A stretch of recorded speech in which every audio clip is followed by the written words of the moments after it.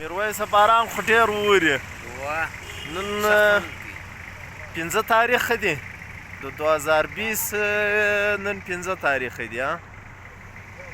په اردو کې څه ورته وایي چې کومه میاشت ده په انګریزي جنوري او د جنوري د میاشتې دا چې دی نن د کیل عبدالله انتخابات دي د هغه انتخاباتو په سلسله کې دغه تقریبا یو 40 موټره د کیل عبدالله د روان دي موټران شاته دي بس نو نن باران دی ډېر ښه موسم دی